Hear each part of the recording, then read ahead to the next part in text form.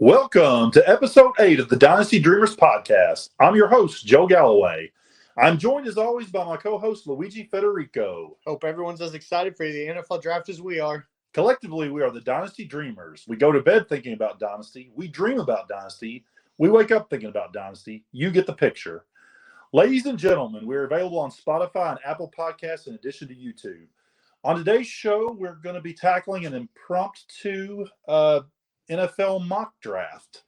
We're going to discuss the Dynasty implications, as well as hopefully do a trade or two here and there. Luigi, this was kind of your idea. Tell us what you're hoping to accomplish here. So just like what you said, I think there could be some high Dynasty implications as to landing spots for some of these players. And I just think it was going to be a good idea to not really show our favorite landing spots, but where we think these players will go. And I think doing a mock draft is the best way to go about it. Yeah, we haven't really talked in depth about the rookies yet. That hasn't been one of the choices that we've decided to go with any of the episodes as of yet. So I think this will be a good introduction into diving into some of the Dynasty relevant players a little bit. We are planning on discussing rookies in length after we get landing spots in the NFL draft. So we are going to do that here in a few weeks after the first round, or probably after the second and third round. But with that being said, the rules are going to be pretty simple. I'm going to go odd, take the odd number picks, and Luigi's going to take the even number picks, and we're going to try to do the entire first round. We may have to split it up into 2 podcasts. We'll see how time goes with that. As far as trades go, we did discuss in length if we were going to allow trades, and we have come to an agreement that the only way we'll allow trades is if it has Dynasty implications. So, in other words, if a team's trading up for a quarterback, running back, wide receiver, or tight end, we will allow it. Other than that, no moving up for Will Anderson or Jalen Carter or any other stud defensive players on the board. So, with that being said, we're going to kick it off. We did this very democratically. The Panthers pick with the first overall, so I decided I was getting the odds. So, as I've said before, this is the one pick that we kind of have talked about on the show, Luigi. My guy right now that I hope that Carolina takes is C.J. Stroud. I do like Bryce Young quite a bit. I would not be upset if they took Bryce Young, but mainly because of that I have the two of them so close.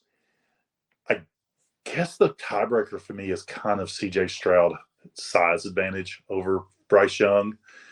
I'm not really a big believer that C.J. Stroud can't be a good player in this league because of his size.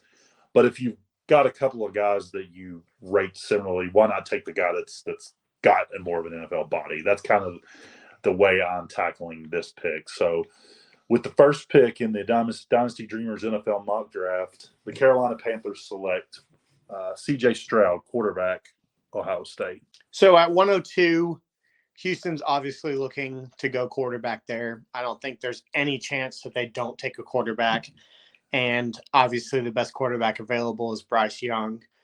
I think he puts that team, I don't want to say as a contender, but definitely as the Jags rival in the division. Yeah, and to expand on Young a little bit, I said quite a bit about C.J. Stroud. The one thing that has intrigued me that came out just a couple of days ago is that Bryce Young had one of the highest cognitive testing skills at the combine ever. Is that correct, Luigi? Did you not read the same thing? Yeah, he had there was I think 5 total quarterbacks that had the same score as the highest, and so he's one of 5 quarterbacks ever. So that is intriguing to me. I like smart quarterbacks. I'd love to have some Peyton Manning action going on, but behind center. But I really think this is one of those situations where Carolina and Houston kind of couldn't lose here. I think there's 2 really good prospects at the top, and I kind of hope that we can talk Houston into trading for one of the 2 of them.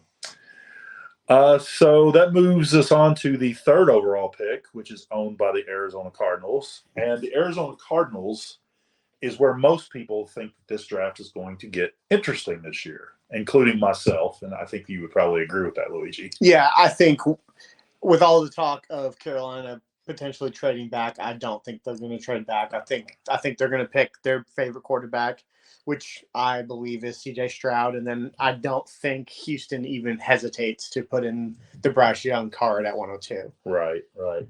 So that being said, the Arizona Cardinals consider the Indianapolis Colts their most likely trading partner. So they're coming to you, Luigi, to find out if the Colts are interested in trading for the third pick, and if so, what their offer is. I don't think Indianapolis trades up to 3 because I think they view Will Levis or Anthony Richardson to be pretty close to equal. I don't think they have one higher than the other, despite the most recent news of having 5+ executives be at a Will Levis workout. So I think they're not willing to give up any draft capital to move up 1 pick when they're moving up for a guy that they're pretty much guaranteed to get at 104 as well.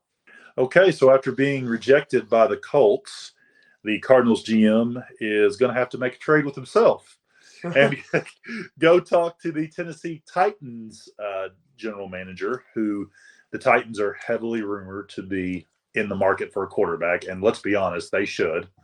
Ryan Tannehill has definitely lost a step, in my opinion. Is he even rostered or in a contract? I believe he's not a free agent, is he? I'm pretty confident in that, yeah. Huh. Well, either way, they badly need a quarterback. We're just going to not even look that up because I don't care. Yeah, Tannehill does not matter.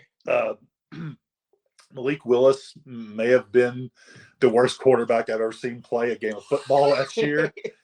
It was that bad. So let's be honest. For the Cardinals to move off of, in this situation, Will Anderson, it's going to take a nice package.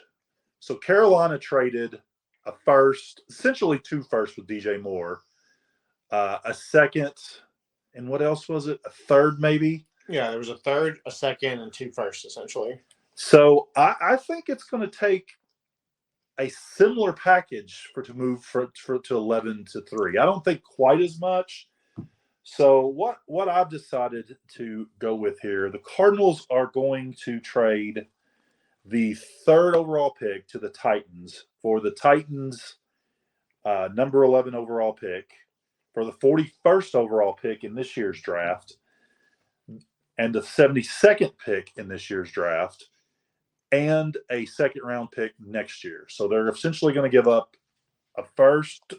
Sorry, did I say a 2024 first? No. I did not say that. No. A 2024 first, the 41st overall pick in this draft, the 72nd overall pick in this draft, and a 2nd next year. That feels like it's a little bit more than what you said for Carolina. Well, but I'm pretty DJ Moore equates to another first. So, well, yeah. So it was the 10, 2 firsts if you include The DJ 9. Moore as a first. The 9, excuse me. 2 firsts if you include DJ Moore as a first, a 2nd, and a 3rd, right? Right. So the difference is a 2nd or DJ Moore. So I think that is a little less, but not quite. And let's be honest. I do think that there are some NFL general managers out there who do view Anthony Richardson and Will Levis almost in the same tier as Stroud and Young. You know that there are GMs out there that do that. So maybe it is a little too – maybe I'll take a 3rd off, but I think a 1st and 2 seconds is definitely not too much to ask. So to recap that trade, the Cardinals are sending the 103 to the Titans in exchange for the 111, a 2023 2nd, and a 2024 1st. And with the 3rd overall selection, the Titans will take quarterback Anthony Richardson of Florida. Not a lot to say about this pick. I personally don't agree with it, but this is what I think the Titans will do. I'm not an Anthony Richardson guy. I'm not in for a guy who was, am I correct about this, sub 50% completion percentage in college, Luigi? Yeah. He's a complete and total project. And please, Carolina, do not take this guy with the 1st overall pick. So the Titans take Anthony Richardson. It feels like to me that the Titans just traded a 1st and a 2nd for a little bit better version of Malik Willis. That's just my opinion. It's hard to imagine he'll be that bad. Well, that's a little bit better version. Yeah. I do think that if they trade up, Anthony Richardson is their guy. I don't think they're going to trade up for Will Levis. I don't think that they're going to be able to trade up for the 101 or 102. So I think trading up to the 103 is the only scenario that they'll be able to trade up to get a quarterback. They definitely won't be able to trade into the 102. That's correct. Is a divisional rival. Right. So, and the Panthers sure aren't going to go back to 11 after going up for 9, unless Tennessee offers them 5 firsts or some craziness like that. But it's really interesting with Richardson. Could we be in for a surprise like we were last year with Levis and Ritter and Matt Corral and some of these guys that people kept saying? People were talking about these guys as top 10 picks. Like, not just 1 or 2 people. There were many people saying these guys are going to go potentially in the top 10 in the first round, and they ended up not going to the third. Can we see the same kind of situation with Anthony Richardson, or is the hype just too much at this point? I think the hype is too much. I think it's possible that he doesn't go top 10, but I don't think he makes it out of the first round. I think there are too many quarterback needy teams and the hype around him. I would completely agree with that, but I feel like that it was such a huge shock that Willis got out of the first last year. I don't think there was the same hype surrounding Willis as there is Anthony Richardson. People are talking about Anthony Richardson potentially going 101, and I don't remember that happening with Willis. Well, no, a lot of that was because Jacksonville was at the 101. So that had well, even then, I don't think anybody even said Jacksonville might trade out to a team that wanted. Yeah. You know, like in this situation, I think it is pretty much guaranteed that a quarterback goes at 101, and nobody knows if it could be Anthony Richardson or not. Right. I know you don't want to as a Panthers fan. I don't think he deserves to go 101. I think Bryce Young and CJ Stroud are better quarterback prospects than Anthony Richardson. But if you ask me, am I 100% confident if Anthony Richardson is not going 101, I would be able to tell you I'm not. Yeah, me either. Let's just move on before I choke here. So with the third AFC South team in a row at the Colts, with the 104, I am taking Will Levis. The Colts obviously need a quarterback. I think they would have been perfectly fine taking Will Levis or Anthony Richardson here. I don't think there's any way they trade back and they go and get their quarterback. I think Will Levis is probably going to be a better NFL quarterback than Anthony Richardson, so they probably got the better of the two. But let's pretend the Titans trade up and took Will Levis. I think Anthony Richardson still goes in the top 4. And, I really think somehow, some way that these 4 quarterbacks are the first 4 picks off the board. Someone's going to trade with the Cardinals, and the Colts are going to take whoever's left. I agree 100%. Really believe that's how it will start off. So with that being said, the Seattle Seahawks sprint to the podium. They already made their statement about their quarterback situation about a month ago whenever they re-upped with Geno Smith. I'm not sure that I 100% agree with it as a long-term plan, but the Seahawks do. That's pretty apparent in my opinion. It's 2 years. You never know. In long-term, they may be taking a quarterback next year. Well, they definitely decided they weren't going to get muddled up in the mess of this year's quarterback situation. Yeah. So they take what is considered the best prospect in this draft at the 5th overall selection and continue to laugh all the way to the bank from that Russell Wilson trade, because this was actually Denver's pick. Yeah. So edge, Will Anderson from Alabama going to Seattle with the 5th pick. So with the 106, the Detroit Lions on the clock, I think their biggest need is an interior defensive lineman. And while your immediate thought is going to be that I'm probably taking Carter, I think the Lions are going to pass on him because of all the controversy off the field. And they will be selecting Calijah Cancey out of Pittsburgh. That's not one I was expecting. I feel like there's a few defenders on the board I expected you to go with over that one. Well, he led all interior defenders this past fall in pass rushing grades. So I feel like he knows how to get to the quarterback, and there's not a lot of controversy surrounding him off the field. So I think he's probably the third or fourth best defensive lineman in the draft. And Anderson's already off the board, and Carter is, who knows where Carter's going to end up. Right. Okay. With the 107, Las Vegas Raiders is the favorite team of our friend Tyler McPherson that we discussed in the last show in the Who Cares League. Him and I have talked in length in the past about how the Raiders just constantly miss on draft pick after draft pick after draft pick. And I think a lot of that is because sometimes they don't make logical team need draft picks. I feel like that they go away from their needs quite often and just, I don't really think take the best player available, because a lot of times the players they take aren't really highly touted. Who was the offensive lineman a couple of years ago that they took insanely early and everybody kind of laughed at them? I don't remember his name, but I know what you're talking about. You know what I'm talking about, right? The other one is I'm drafting the edge out of Clemson at 104 a couple years ago. Oh, I know who you're talking about. I can't think of his name. Clinton Farrell. Yeah, Cleveland Farrell. Yeah. Yeah.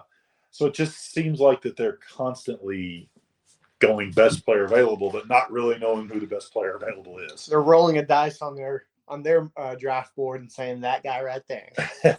So with the Raiders, what I would do, they have signed Garoppolo, so they're pretty much out of the quarterback contest for this season. Maybe they could go after a guy next year or the year after to eventually get Garoppolo out of that starting position. But, it doesn't hurt to go ahead and start building around a young quarterback that you don't have yet, if that makes sense. Yeah, definitely.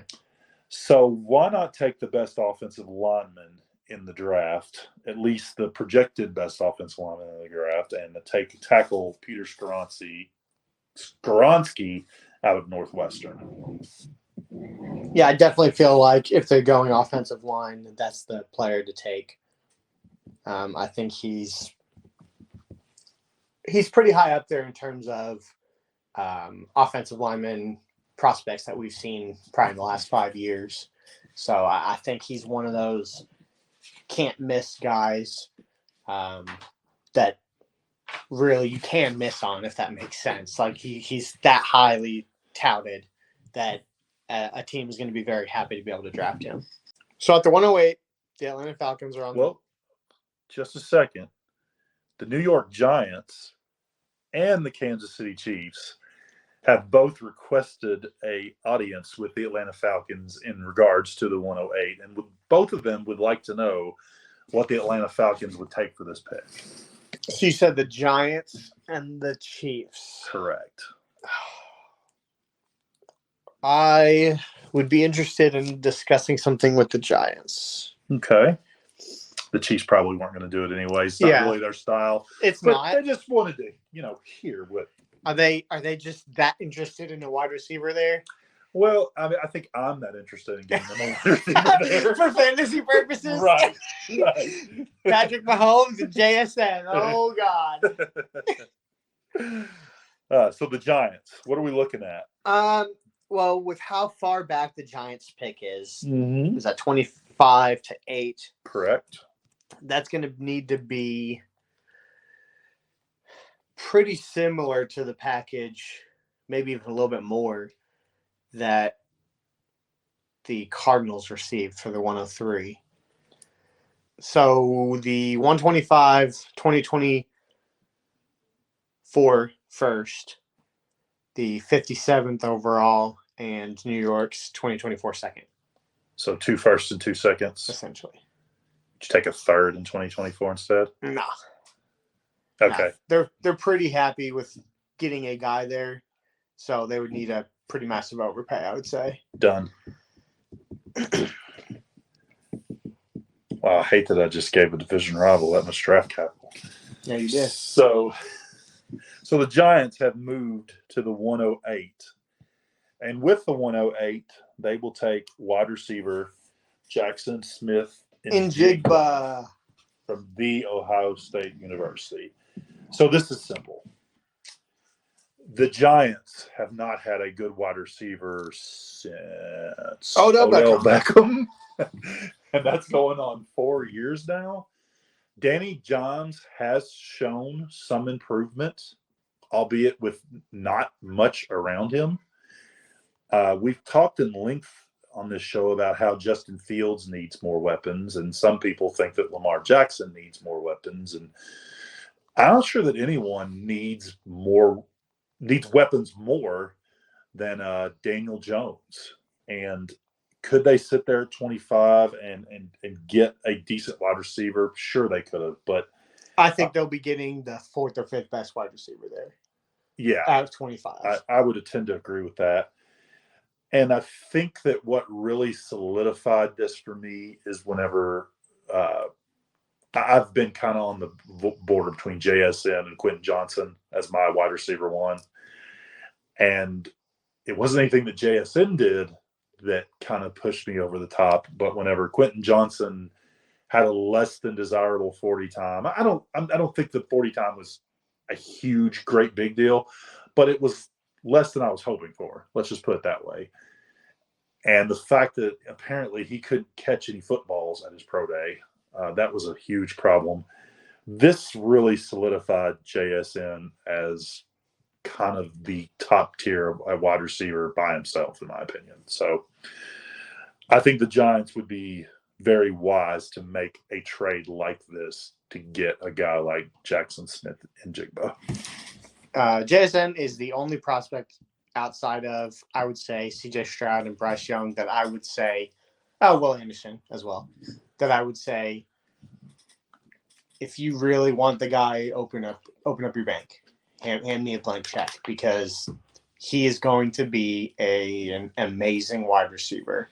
I don't know if you saw the coach that was talking about his favorite wide receivers that he's coached at Ohio State. But number one was Marvin Harrison Jr. and number two was JSN. And he had Garrett Wilson at 3. So, well, in fairness, Garrett Wilson had already been drafted. He's going to say things to help out the guys that haven't been drafted. Sure. But he was talking about in terms of ability and play style and just willingness to be coached as well.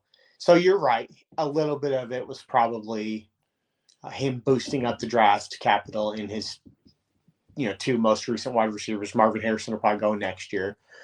But still, even if he is Garrett Wilson, I think this is an amazing trade for the Giants to move up and get a wide Falcons too. The Falcons too, because they need a lot of help. They need a lot of draft capital. Yeah.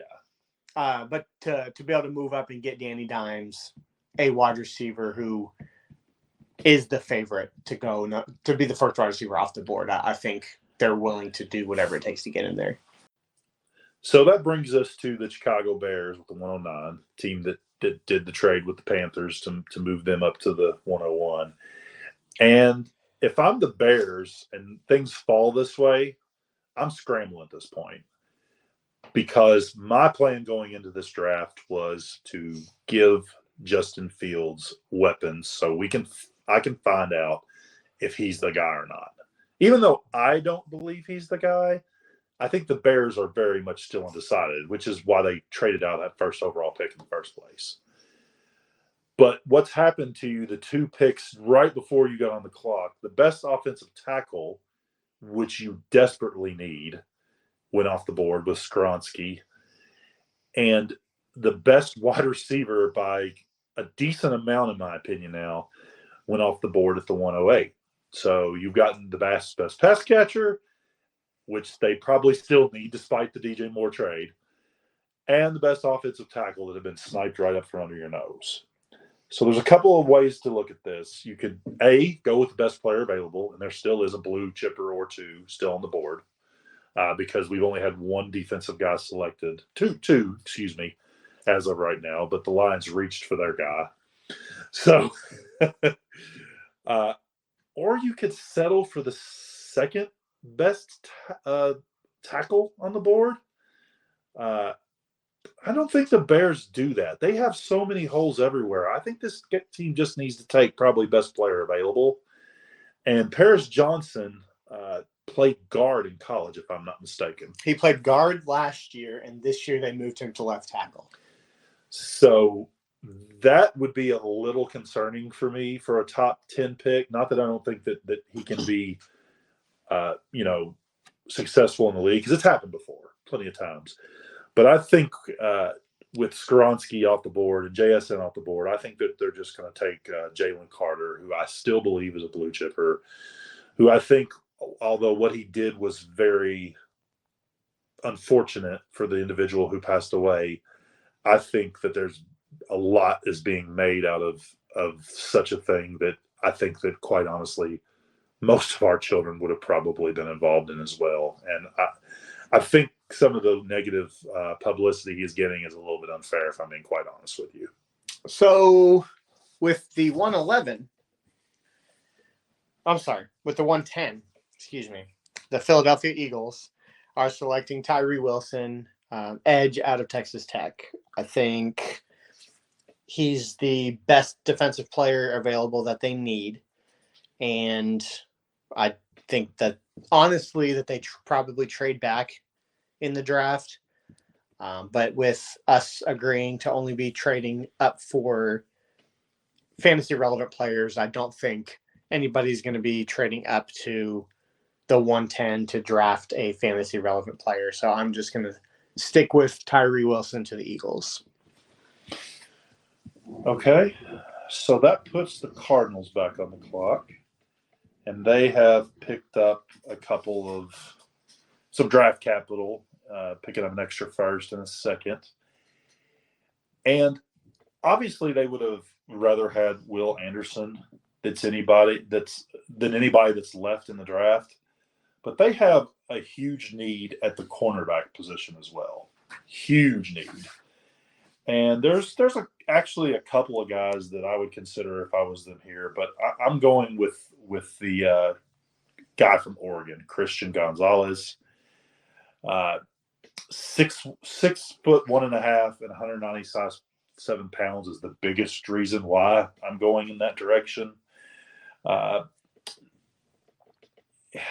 Porter's just as big though, so that's interesting.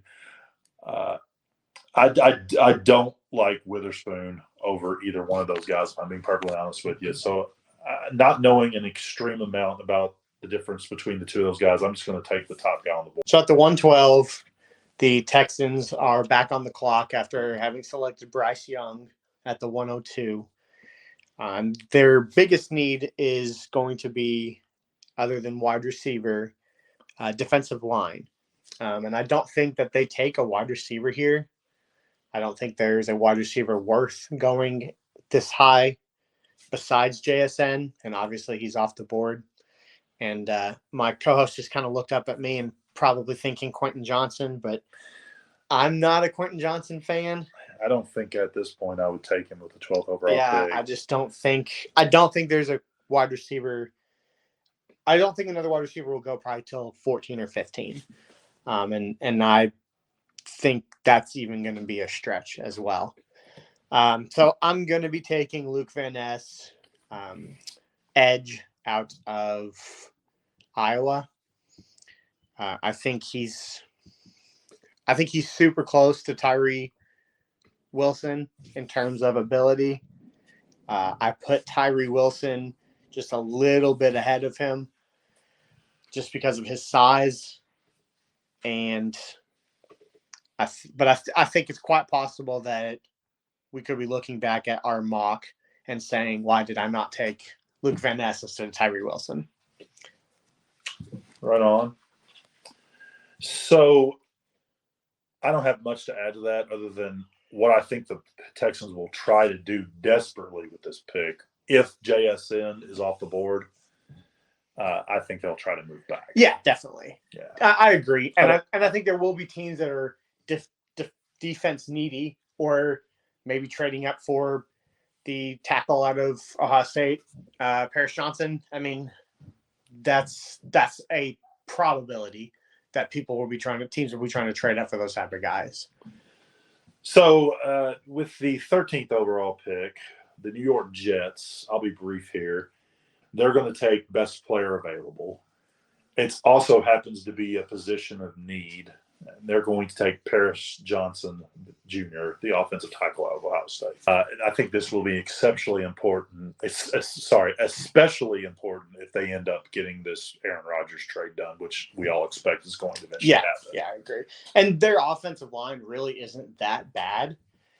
And adding Paris Johnson, even if you consider Paris Johnson to be a left guard, I think that just increases their passing blocking ability. I think this is the team that needs to take a guy like Paris Johnson, who has that, may not be as good of a tackle as a guy like Skoronski, but has more versatility, because they don't necessarily have to have a tackle, whereas the Bears, they badly need a tackle. Yeah, definitely. So my New England Patriots are on the clock. Many people expect them to go wide receiver here. And knowing my Patriots, I know for sure that they are not going wide receiver here. So with the 14th overall pick, the New England Patriots are selecting Brian Branch, safety out of Alabama. The reason I decided to go safety is with McCourty retiring recently, it kind of opens a need for somebody over the top.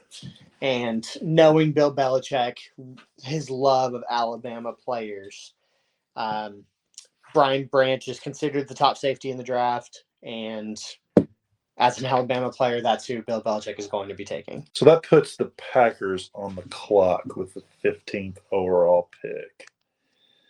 And the Packers are curious if the Eagles or the Cowboys or even maybe the Ravens are interested in moving up into this pick. Are any of those teams interested in moving up to the 15th overall selection? I think the only one that would realistically be interested would be the Cowboys. But I'm pretty set on this, on just sitting and waiting to see who falls to them, because they could really go one of three ways with their pick. And I don't think they need to force it. Even though I've seen some rumors that they are willing to trade up for a potential running back. That would absolutely make everyone have a great night. But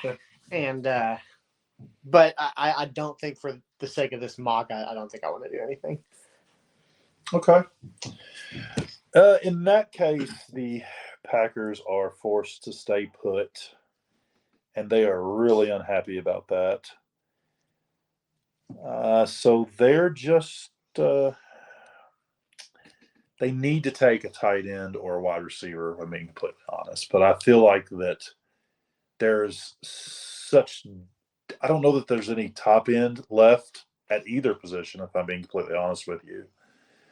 Even whenever Michael Mayer was kind of considered the guy for so long at the tight end position, I think that there are multiple mock drafts and expert opinions out there that are telling us that there may be two or three guys that are in that same tier as Mayer.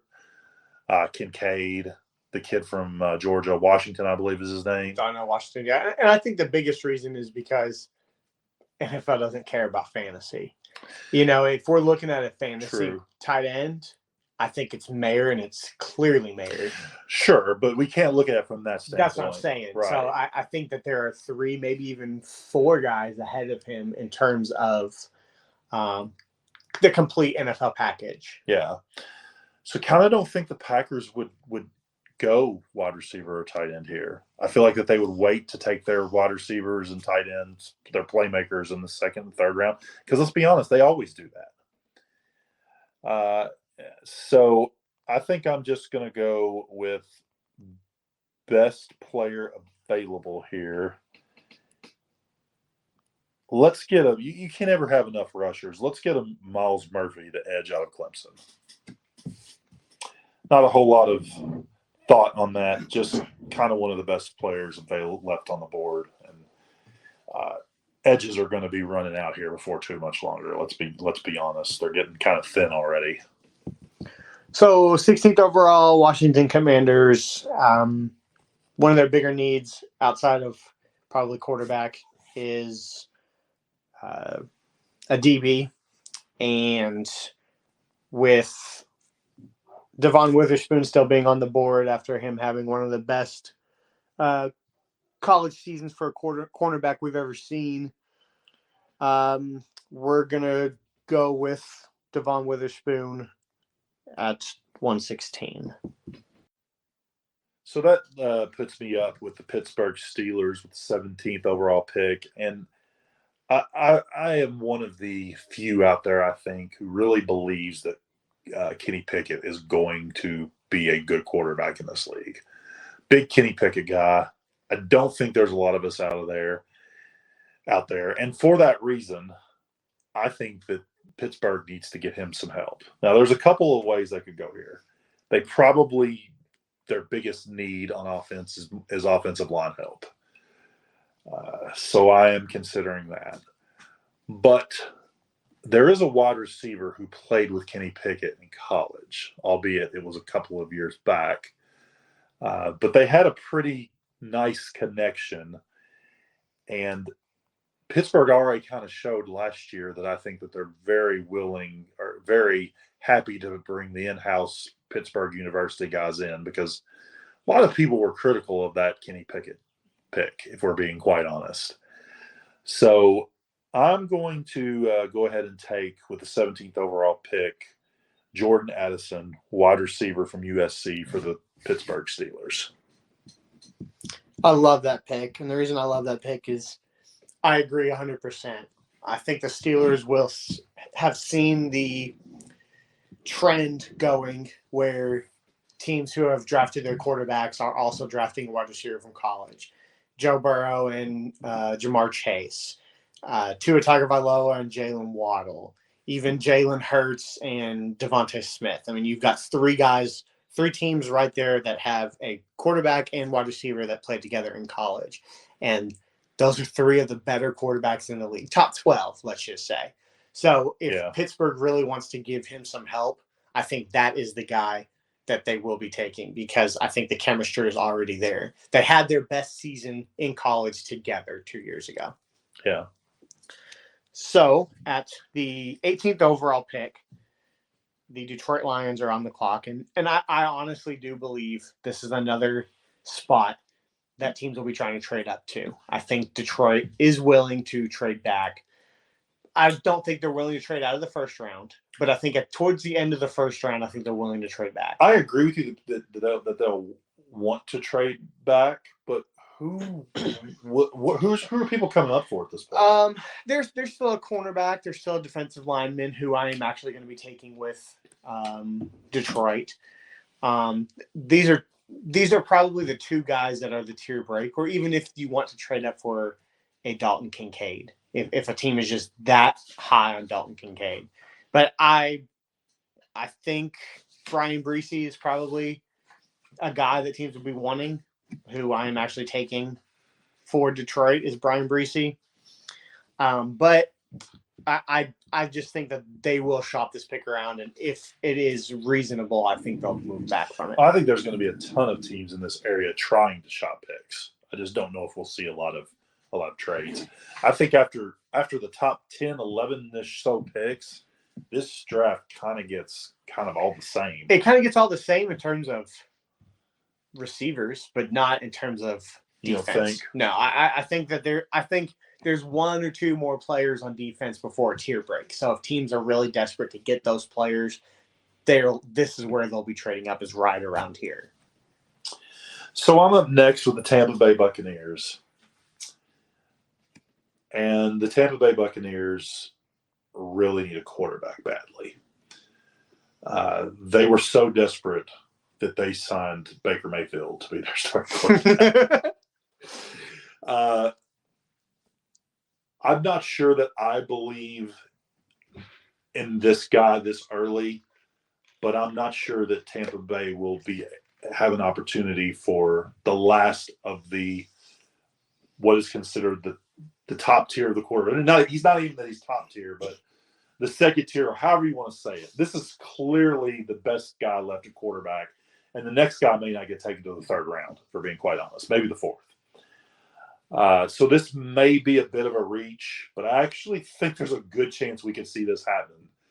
And I see the Tampa Bay Buccaneers taking Hendon Hooker out of Tennessee with this pick. We'll also say that I could if they're able to, I could see Tampa Bay trying to trade back 6, 7, 8, 9 picks and take Hooker later. But I really don't think there's going to be a lot of trading in the middle part of this draft. I don't see it. So I've seen a lot of mock drafts that actually have Tanner McKee going above Hendon Hooker.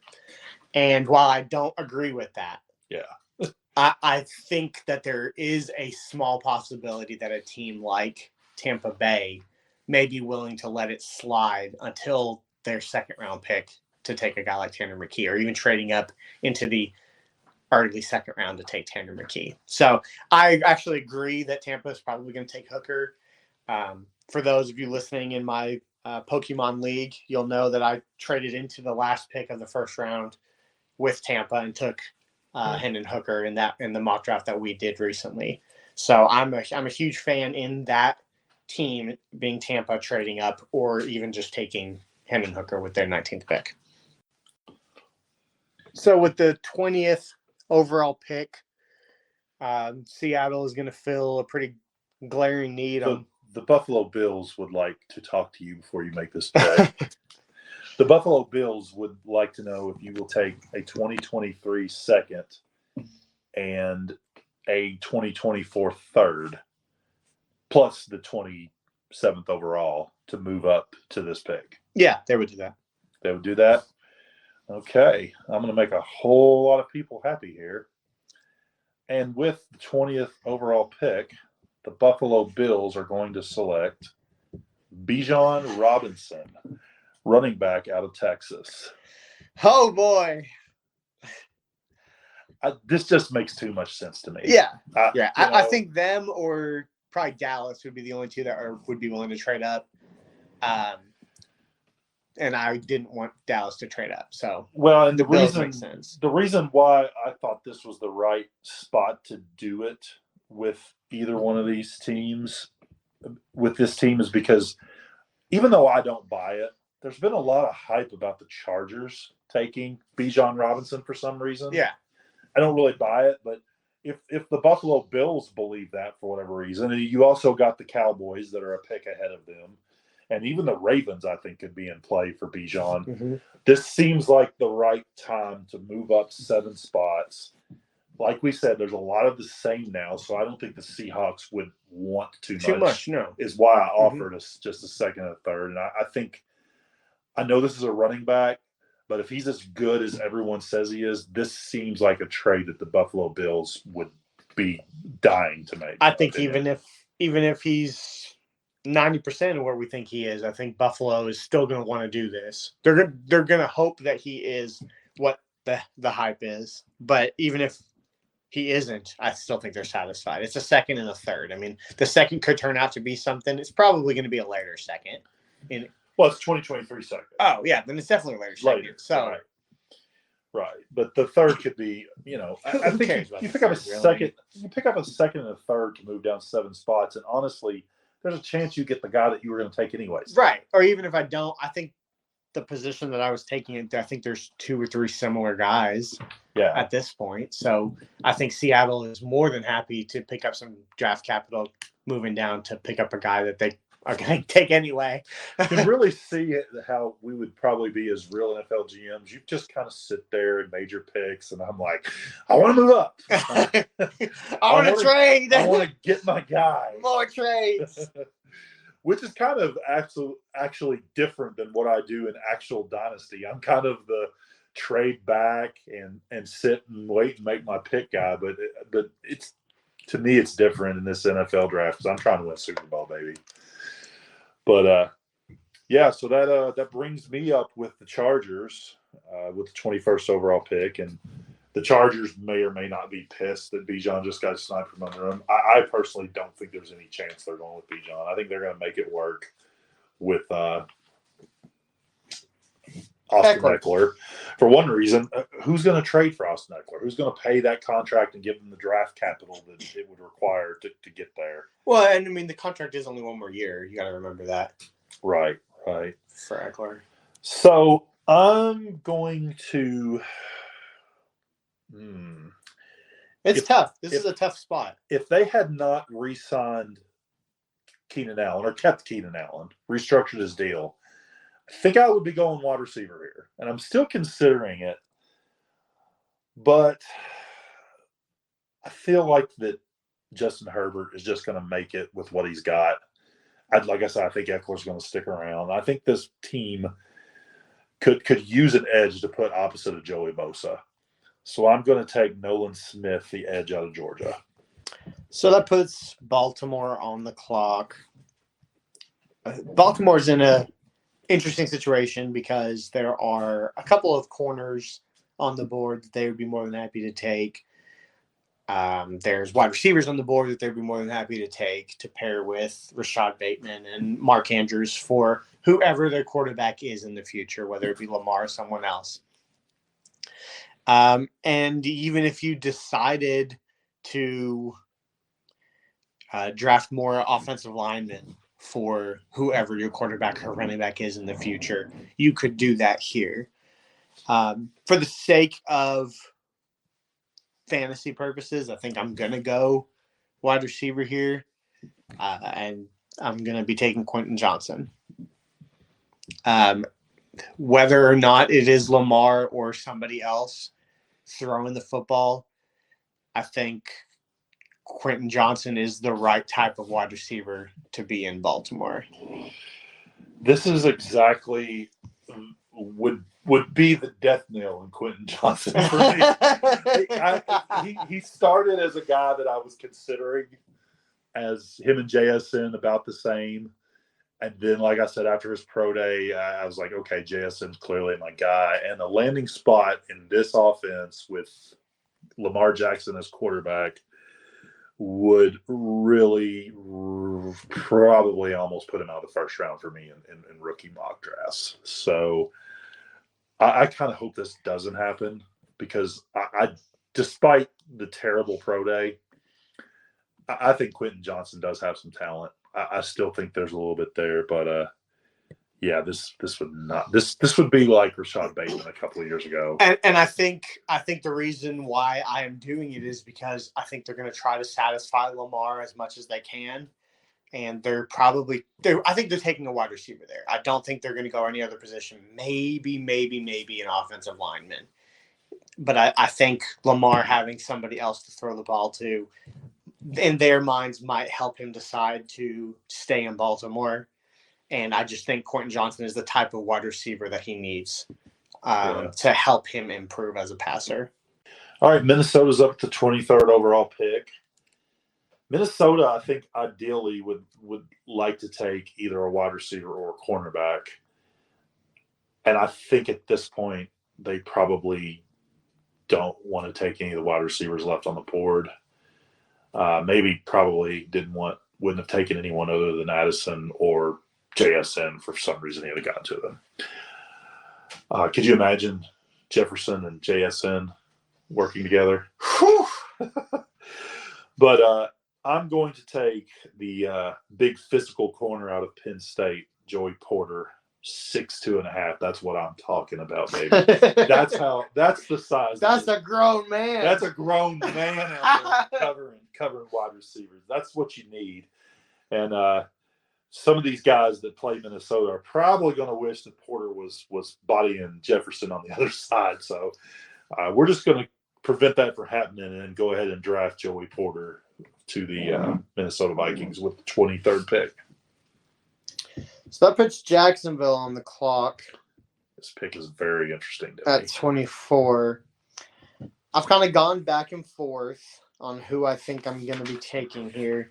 They could go corner. They could go offensive lineman. They did lose their right tackle. I can't for the life of me remember their name. Sorry, Jorge. He doesn't know it either. He doesn't know the right tackle's name. He said he wasn't very good. Well, perfect. I think with Darnell Wright just sitting there. I think he's a type of guy that can help increase protection for really a great quarterback in Trevor Lawrence. And I think adding to the offensive line will only increase production from Travis Etienne as well. So I'm going to be going Darnell Wright, offensive tackle out of Tennessee. So you're up again with actually you've got 4 in a row here because of trades. Whew. So you're up with the Falcons here at 25. Okay, so at 25 for the Atlanta Falcons, they have a need at edge. There's not a whole lot of edges left on the board, but the one that is left on the board is Will McDonald out of Iowa State. So that is who Atlanta Dallas Cowboys are on the clock. And there's a lot of speculation that they could go wide receiver or tight end.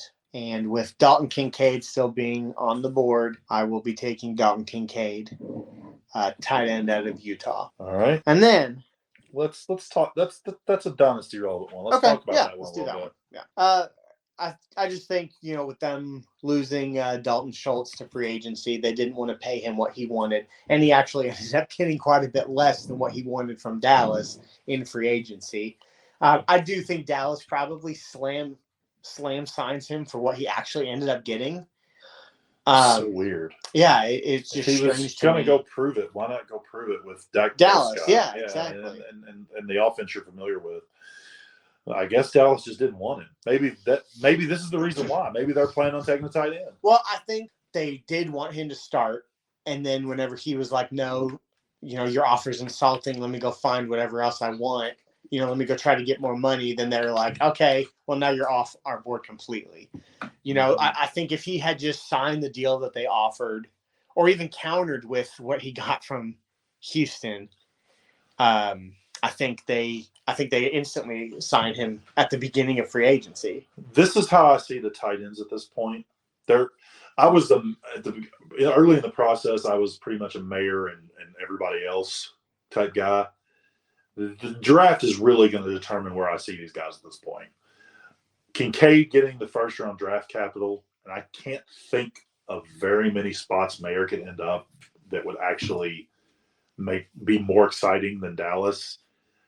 After what we've seen, what Dalton Schultz done on offense, this could be the pick that puts Kincaid ahead of Mayer for me, possibly. Yeah, and I think a lot of it would have to do with, like you said, where Kincaid lands. And I think there's only maybe one other spot that Mayer could go that I would rank Mayer over Kincaid. So we'll see how that goes. I do believe that is my pick. So I very well may take him there. I haven't decided just yet. But with the next pick at 27, Seattle is on the clock, and Seattle needs a corner.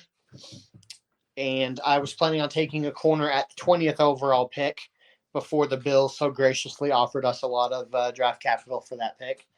And I will be taking Deonte Banks out of Maryland. So that puts Cincinnati on the clock at 28th overall.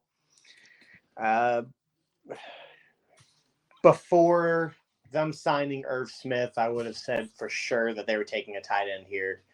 Now I'm not 100% certain. I still think they need a tight end, but I don't think that they're going to use their first-round pick on one. The other places that they could use help is a defensive back. My only problem with taking defensive backs here is there's not really any left on the board that I would consider to have first-round grades, and I don't think Cincinnati wants to reach. They could go offensive line, which offensive line has definitely been a need. And the main guy that is left on the board would be Broderick Jones out of Georgia. But after signing Orlando Brown in free agency, I think they're going to look towards defensive line. And considering how much the Cincinnati Bengals and myself love the LSU Tigers, I think they're going to take B.J. Ojulari. He, as an LSU fan, he was always in the backfield, I felt like. And I think pass rush was a huge reason why they lost against Kansas City in the AFC Championship game this past year. B.J. Ojulari, you said. Yep. That seems like a bit of a reach, but I'm not surprised considering it's an LSU guy. I think you'll be surprised. I really do think that he'll be drafted here at the end of the first round. All right. So that brings the New Orleans Saints up, and I really hate to make this pick. I've been forced to make the Bucks and the Saints pick now. So I'm going to take the 100th rated player on the board. Completely reached for Caillou Blue Kelly. Just kidding. I'm not going to do the Saints that way. The New Orleans Saints will take. This is probably going to be a bit of a surprise and probably not exactly what they need. But I think that actually with a lot of the mocks I'm seeing that this guy has fallen about 8 to 10 picks farther than where I'm seeing him going in most mocks. I think I'm going to take Michael Mayer here for the Saints. Maybe I'm just trying to be fantasy relevant. I'm not really sure. There's nothing that really excites me here at all. And Mayer's just a guy that I've seen be mocked as early as 15 and quite a few times. So this is almost twice as, this is 29th whenever the guy's being mocked as high as 15. This feels like really good value in the draft to me. A little surprised that that's not where you went with the Bengals. Yeah, I think adding Irv Smith is a good enough replacement for the likes of Hayden Hurst. And Hayden Hurst was a very solid player for the Bengals. I think Irv Smith has a little bit more upside than Hayden Hurst. So I think that's the only reason why I didn't go there is because I felt like they signed a good enough replacement in free agency to help them address other needs with their first round pick. Gotcha. So you're up next with the 30th overall pick. Yes. And a host of teams have contacted you. The Texans, the Colts, and the Panthers have all contacted you and wondered what the Philadelphia Eagles would be willing to trade to move back into the beginning of the second round for all three of these teams, all of them within the top 7 picks. I think the only reason the Eagles would say no is because their biggest glaring need after already drafting Tyree Wilson is an interior offensive lineman, and there's one left on the board that is so clearly high and above all the others. I just think they don't hesitate to draft Osiris Torrance out of Florida. Well, and that leaves me with the last pick of this exercise, the 31st overall pick, Kansas City Chiefs. The 3 teams that contacted the Eagles there were all desperately trying to get ahead of, maybe not desperately, but we're all trying to get ahead of the Chiefs because they feel like the Chiefs are going to take a wide receiver here. And that's exactly what I'm going to do. Let's make the last pick dynasty relevant, right? There's a few guys here that I think that the Chiefs could consider.